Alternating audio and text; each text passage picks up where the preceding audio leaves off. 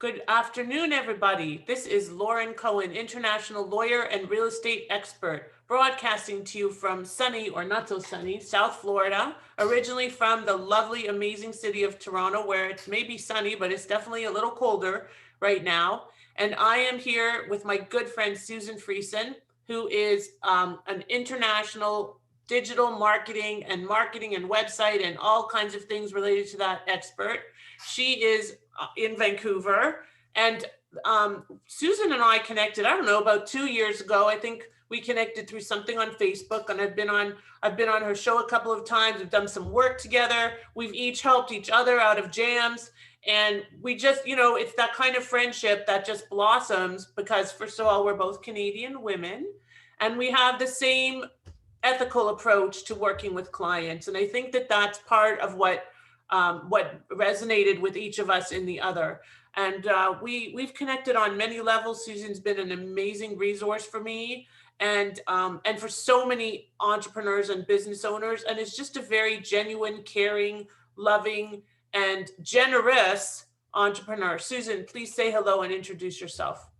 Well, hello, and thank you for that welcome and having me on your show. I so appreciate you, Lauren. And yes, helping each other out of jams has definitely been part of our relationship. And I so appreciate you coming into my life. Oh, thank you. It's been a pleasure. I love knowing you. I love calling you my friend. And I love what you're doing for the world. So, this podcast, as you know, is about investing across borders, and you're in Canada. But what percentage of your clients are in the US? Oh, good question. Probably, I would say maybe 60-70% of our clients are in the US, maybe 60, something like that. Quite a few. Now, how did you get your first client? Do you remember in the US? Because Canada is easy, but how did that happen? Well, you're asking me tough questions here, I'm Lauren. sorry, I didn't ask you these in the prep, did I I? was not prepared. We've been around for over 17 years. And so you're trying to ask me what, something that happened way too long ago. But what I can tell you, it was more than likely a referral. Mm-hmm. And, we obviously started with Canadian clients, and then, somebody knows of somebody. This was before social media was a thing. I wasn't even on social media back when we first started in this web Can you development. imagine those days? Yeah, it's hard to remember and imagine what it was like before social media. But Yeah. Have you heard about this new one called Clubhouse? I have, and I'm resisting exploring it Resist. because I just do not need one more social Oh media my channel goodness. on my plate. But I will say, interestingly, so I got suckered in about, I don't know, 10 days ago. And at first, it's addictive and overwhelming. Oh, Now, on the other hand, this morning on the way to school, I let my son pick a room to listen to because there's a lot of entrepreneurial rooms. So he chose a room, how to build $1 billion business, right? Okay. He's my kid. What can I tell you? He's 10. And there were some really heavy hitting entrepreneurs in there all over the world because it was 7:30 a.m. here. So from literally everywhere, including West Coast, even though it's 4:30 in the morning, your time.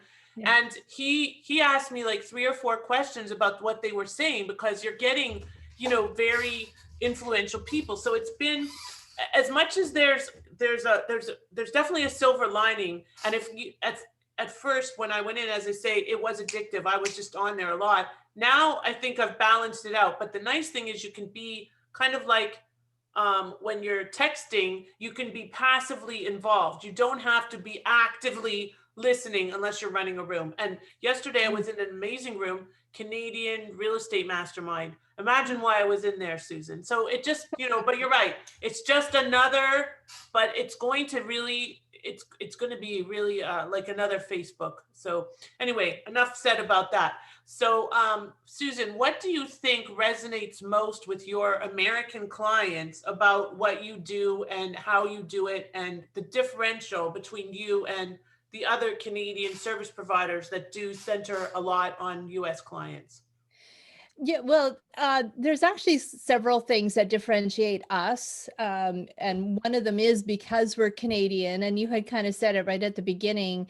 about the Canadian value system. Yeah. And we get that kind of feedback a lot from both Canadian but mostly American clients, is that they just can't get the same kind of quality of service, attention to customer service, the ethical standpoint that we come from.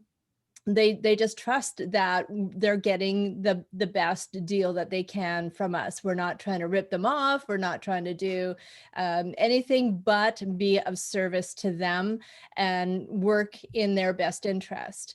I think that comes from our Canadian value system. And then the second big part about the advantage of working with the American clients hiring us is that we charge in Canadian dollars. Mm-hmm. And I hear more and more that other Canadian businesses aren't. They're charging in US dollars to US clients. And to me, I'm a Canadian business. Why would I charge in a different currency? Just because I'm working with an American client doesn't mean that gives me carte blanche freedom to charge in American dollars. Just as if I had a Japanese client, I wouldn't charge in yen. Like, it doesn't Right. make any sense to me. Right. Right. I guess And the obvious reason is it means more money, right? But well, yeah, and that boils down to the ethics part. Like, I would not feel ethical if I was charging an American in US dollars when I'm making times and a half or times and a quarter on top of that. It's just like I'm taking advantage of them. And instead, I twist it around and say, how can you take advantage of working with me by saving that exchange value by me charging in Canadian dollars? You're automatically saving 25% off of your invoice when it's converted to US. 100%. Oh, 25%. But yes, it's true. I mean, I remember the first invoice or the first proposal I had from you. I'm like, okay, so now I have to convert it back. Now, obviously, I'm more used to it because I am from Canada and I'm working with Canadians every day of the week. But a lot of Americans that work with Canadians just accept the fact that it's in US dollars. I did so yesterday, and I regret it, to be honest with you, because it shouldn't have been, because he was in Vancouver. But in any event, I think that the what you mentioned before about the value system, in the US, it's a numbers game, right? Mm-hmm. Because it's a numbers game in the dating world, it's a numbers game in the business world, it's a numbers game in the service provider world. Like being a lawyer, if you're not the right lawyer for me, I'll just go to the next one. If you're not the right service provider, I'll just go to the next one. And so there's less of a relationship built oftentimes, and I'm generalizing, but and I do see, like, especially Canadians love working with me because they would much prefer to work with somebody that has a similar value system to them, and they know that there's inherently a level of trust. As soon as I say I'm Canadian, it's a different conversation, because we grew up in Canada. It's always been that American giant. I was a poli-sci major, always learning about how much the US influences us, mass communications, media, everything. So when you think about it from that perspective, and how dwarfed, not in size, but in terms of impact, Canada is compared to the US with our 10% of the population and everything, it just makes a big difference. And I think that for that's probably why 90% of my service providers are in Canada. Yeah. I'm just thinking about it. My business partner is in Canada. My family is in Canada, but that's another story. And your family is in America, which is kind of funny. Right. So, but yeah, it definitely makes a big difference. When you started working with these US business owners, did you notice a very big difference in terms of the way that they approached business, or was it just because you have your style and it resonated with them? Like, what would you say you noticed as the biggest difference? Well, I wouldn't make it a blanket statement. We've worked with dozens of clients in the States over the years, and some of them are definitely people who I would never, ever do business with again. Period. They don't have the same values or ethics that I do. And a few of them have just never paid their bill, knowing that we have no legal recourse, or very, an expensive legal recourse, but not worth the while. and we've been, just abandoned. And some of them don't value that trust. And they do just hop around from one service provider to the other, thinking that the grass is greener on the other side. Oh my Some of God. them have come back saying, "Oh, we made a big mistake there. Can you take us back?" But then others do resonate with us and our value system. They get it. They understand it, and some of them have been with us for years, and because they know that they are getting the best that they can, Value. and for a reasonable cost as Right. well. They're not shopping around, and especially in our industry, every day they're being bombarded For sure. with marketing messages from other marketers, other SEO gurus and web developers. Cheaper, we'll get you better results. I mean, it's a daily bombardment to these people, and they stick with us because they know that they're getting the best they can. Yeah, I have the same situation because certainly, like, I'll give you a perfect example. I'm providing a comprehensive value added service. My service is not going to be the cheapest any day of the week. It's always going to be the most valuable, the most value impacted.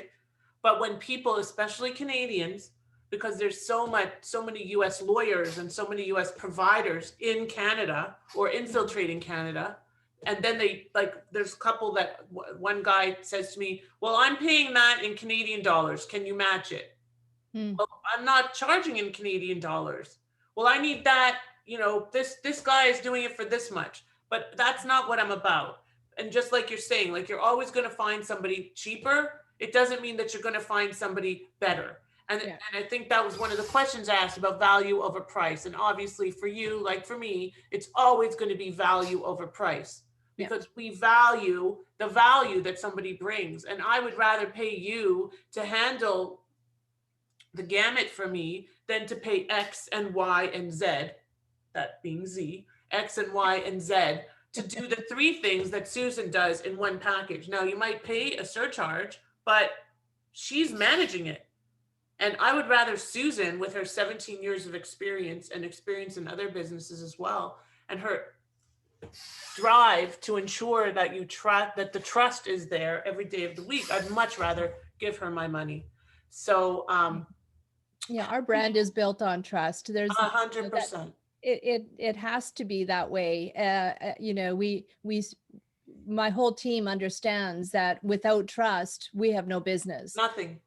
Nothing. So we bend over backwards to try and do our best to maintain that trust and build that trust with everybody that we work with, even if it's not a client. Like, I'm very active on social media and writing articles.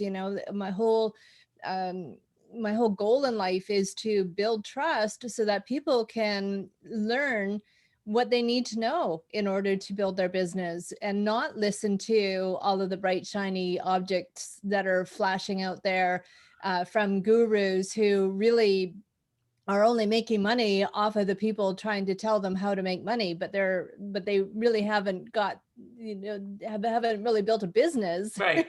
Right. They're just Everybody's an expert. Everybody's an yeah, expert. Yeah. they're just I've stealing sold money. one real estate property. I'm an expert at real estate investing. Right.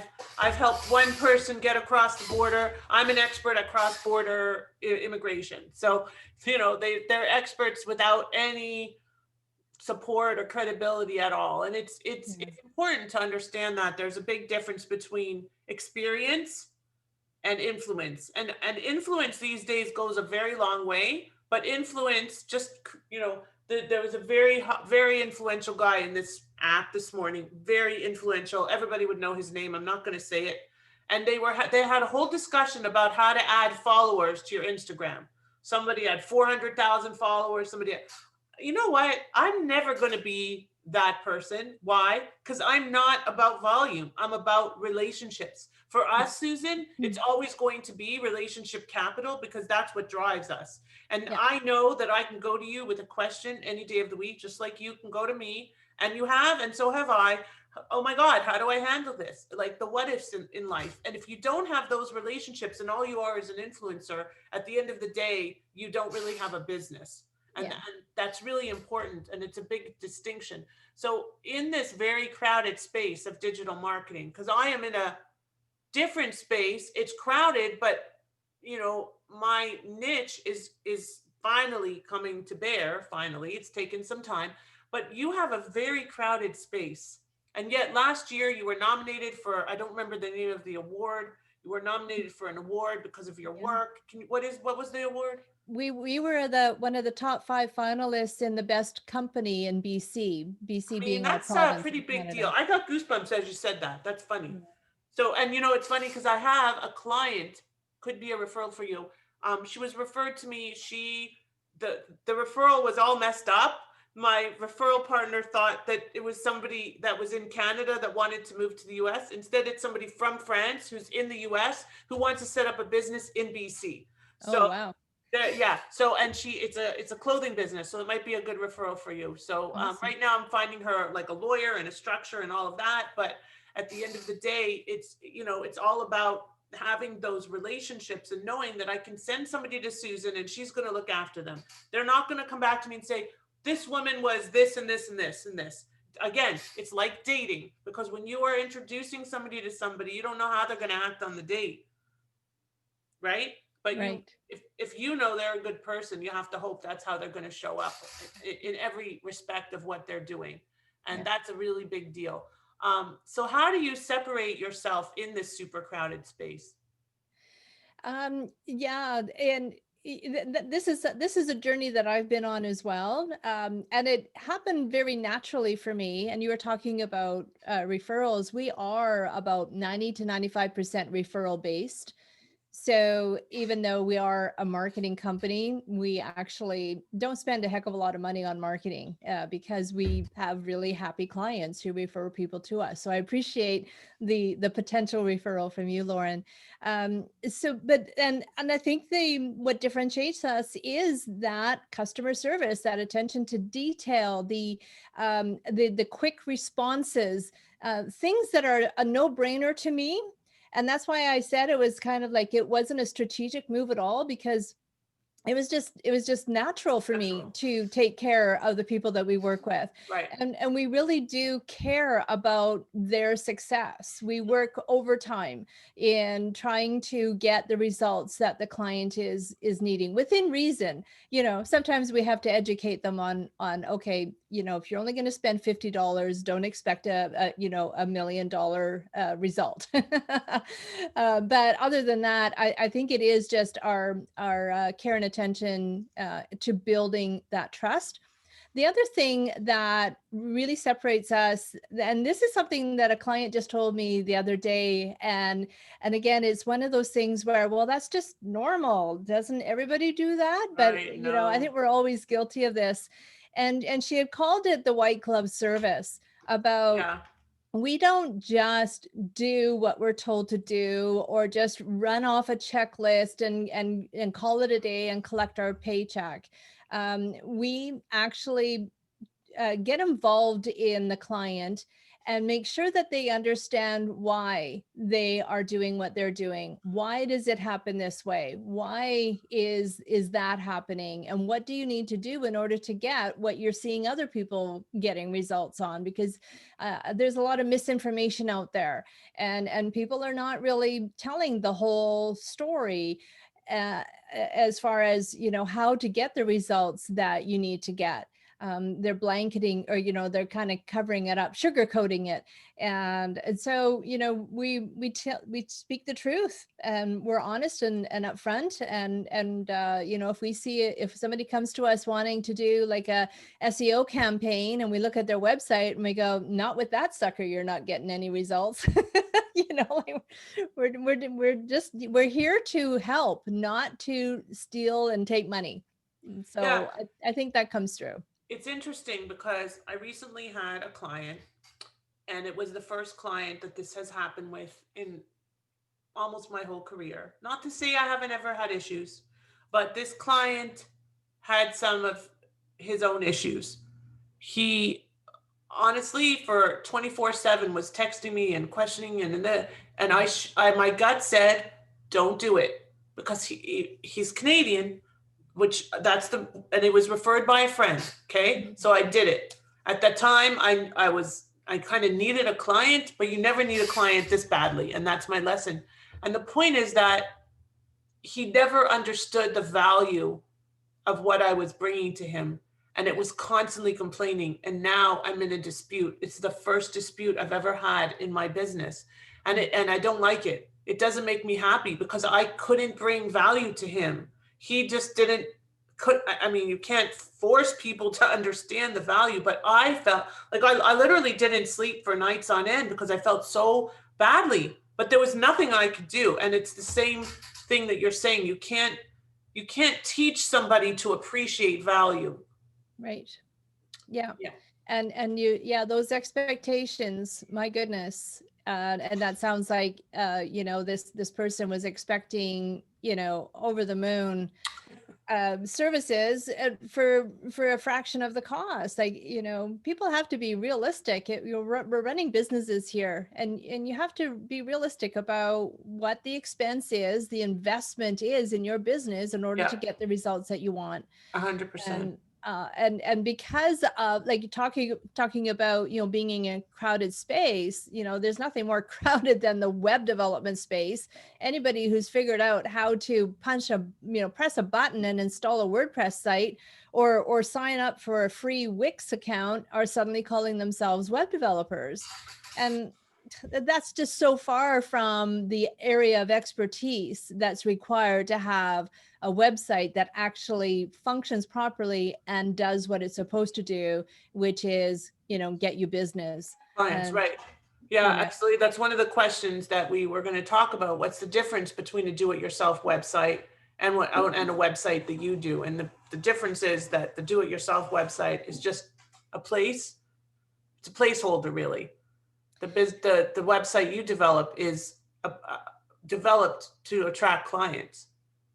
Yeah, there's a whole litany of differences between the two. One of them being is that they are so poorly built. Mhm. In order to create a website that allows people who are non-developers to develop their own website using the drag and drop and the WYSIWYG editors, there's a lot of code that has to go on in the behind the scenes to accommodate that. And search engines like Google doesn't like all that clutter. And therefore, it won't index the website very well. Therefore, your SEO rankings are really, really bad for Mhm. those do-it-yourself websites. That's just one part of it. The other part is that they are cookie cutters. So much. They look exactly like 10,000 other people who have used that same theme. And you don't differentiate yourself that way. You're not going to look any different from your competitors when your website looks like a cookie cutter theme. And differentiation is such a huge part of building a business brand. You can't you have to look different. You have to appeal to your target audience.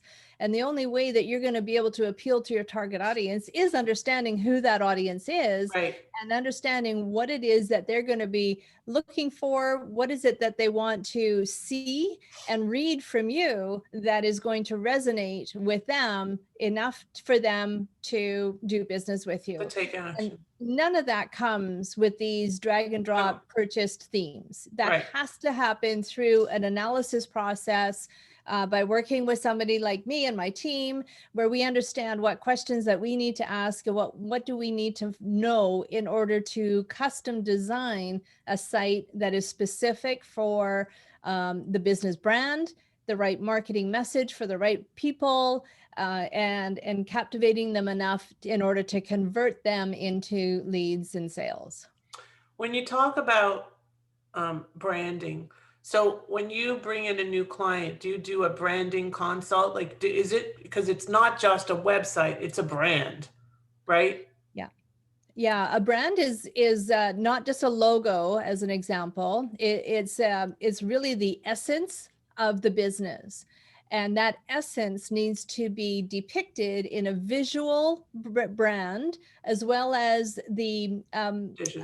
The imagery used and the languaging used and the style, and just everything, like everything that we do, say, think, and feel is part of our brand, and that needs to be translated into something that will resonate immediately with that client. So when a new client comes to us with a brand new business, say, which is fantastic, because then we get to start from scratch. Right. It's much better Right? because they're putty in your hands. They're putty in our hands. Well, but it's more about, they're not coming with any preconceived Right. notions of how their brand needs to look like, or, oh, I Or they like, haven't spent money building the wrong brand they haven't wasted money. Although we've worked with lots of people from that circumstance as well. and you In fix fact, it. I just sent out a newsletter just before our conversation today about a brand refresh that we did, and it talks about, yeah, sometimes we do make bad choices and it's not getting us anywhere and we're stuck. And so then you come to us and we give you a complete brand refresh. And we start that whole process with an analysis. And we go through a whole bunch of questions on understanding who your ideal target market is. How do you want to be positioned as? What's your claim to fame? Like, what's your USP, your unique selling position? What is that brand resonance that we need to create in order for you to attract the ideal clients into your business? Yeah, And that's the start of it. Then from there, we work on the logo, and then we work on, the website and all the marketing and everything else from there. right. So so I've had some. I'm not gonna question you, but let's do a consult now live. Okay. So I've had some feedback on my brand, which I built over 20 years, I guess. Yeah, definitely at least 10. And it's all kind of purple and silver. I like purple, as you can see in my background here. But I've had some millennials say no, they don't want to see purple. It's too old, it's too boring, it's too dull. What are your thoughts on that? Just some quick feedback. Like, would you do a rebrand? What would do we need to refresh because millennials aren't looking at our boring colors, us old people, what would you say? And I'm sorry, but it is what it is, Susan. Your daughter would say the same thing to you. Yeah, well, I'm going to counter that with it not necessarily being the purple color. So so it all boils down to understanding who your ideal client is. And if your ideal client is a millennial, like this person that gave you this feedback, if that person is a representative of who the group of people it is that you want to work with, then you definitely want to listen to them. But there are thousands of variations of purple. But to take that to the next step is that color has a psychological impact on all of us. Purple has a meaning behind it, just like red has a meaning behind it. Yellow, green, all those colors have a psychological meaning behind them. And when we see them through our lens, we get an impact on it. We get a message about what that brand represents from that color. So the purple, like I have purple in my brand as well, but we were very, very careful about choosing that specific purple. And there's a reason why we chose that specific purple. It's not because it's my favorite color. It's because it's the color that we know will resonate best with our target audience. And so this is one of the big things that I need to educate my clients about when they come to us and they say, can you, do me a logo? And I specifically want this, and this color. And I go, why? Well, it's my favorite color. Well, that doesn't necessarily mean that your target audience is going to feel the same way about those colors. Might be a color that you hate, but who cares? Right. Exactly. And there are times, like sometimes our target audience is us, we are our best clients if the roles were reversed, but sometimes not. Hmm. A good example would be like a fitness instructor, a young 30-year-old fitness instructor, but she loves working with the senior market. So she needs to build her brand based on appealing to the Senior senior market. market, Right. not to other 30-year-olds. Right. So it's so important that we understand that as business owners, that our brand has to resonate with our target audience, not with us. And so we need to do an analysis on the colors that are used, the fonts that are used, the imagery that's used, and does all of that have a psychological basis on appealing to that group of people that we want to best work with? I think that's really important to understand. And I think that we need to do a brand refresh. That's probably going to be our best way to spend some time, because I think we may need to update my colors a little bit and make them more fun. Um, but um, but in the meantime, I think that it's really important that your web designer is not just a web designer.